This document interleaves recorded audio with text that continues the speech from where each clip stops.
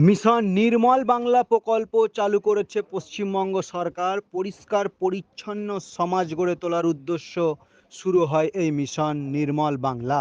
রাজ্যের প্রত্যন্ত এলাকাতে শৌচালয় গড়ে তুলতে সক্রিয় ভূমিকা পালন করে। তার সঙ্গে ঠান্ডা পানীয় জলের কল তৈরির ভূমিকা পালন করে এই প্রকল্প।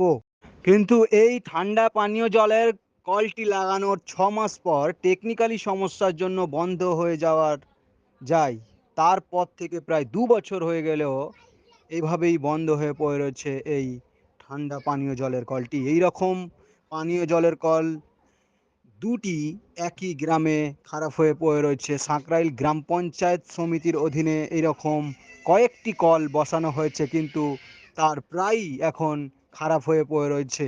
স্থানীয় বাসিন্দাদের থেকে শুরু করে সকলেই চাইছেন দ্রুত সকল কলকে ঠিক করে দেওয়ার জন্য। আমি এখানকার স্থানীয় দোকানদার।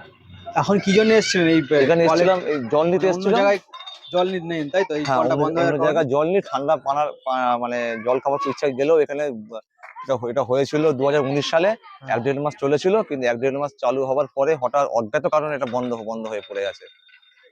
তো মেন আমরা সমস্যা আপনাদের কি কি সমস্যা করতে হয়? পানীয় জলের খুব সমস্যা এখানে।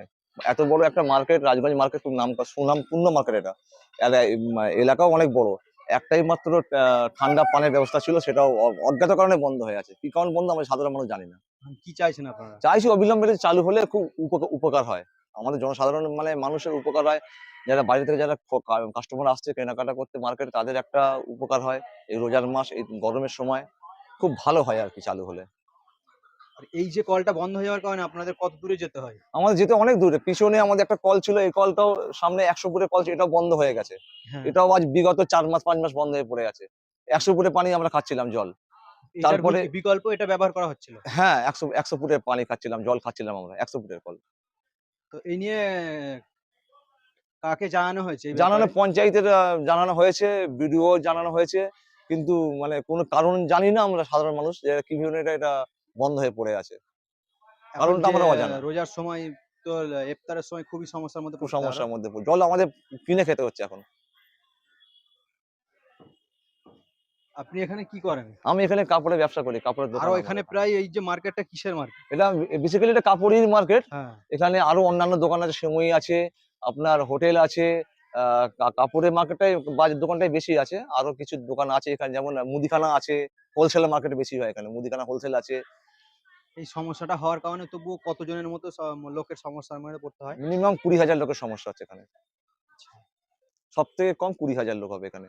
বাইরের মিলিয়ে আর আমাদের স্থানীয় লোকেরা মিলিয়ে।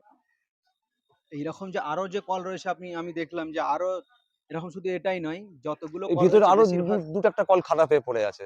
এরকম এই প্রকল্পগুলো নির্মল মিশন নির্মল বাংলা অর্থনৈতিক তৈরি কলগুলো আরো ২টো খারাপ, ভিতরে একটা খারাপ হয়ে পড়ে আছে। বাণীপুর 1 এ আরো ২-১টা কল এরকম খারাপ হয়ে পড়ে আছে। এটা তো পঞ্চায়েত সমিতির আন্ডারে করা হয়েছে, তাই তো? এবং এখানে সবকিছু রেডি আছে। ট্যাপ হুম। ওয়াটার আছে, পানি লাইন সবকিছু আছে। মেশিনটা কি জন্য খারাপ বন্ধ হয় জানি না। ও। এখন চাইছেন অবিলম্বে খুব খুব তাড়াতাড়ি। ভালো হয়। এটা বাণীপুর 1 এর আন্ডারে আছে এটা। হ্যাঁ, এখন চাইছেন কি আপনারা এটা সকলে? হলে ভালো হয় আমাদের। খুবই উপকার হয়।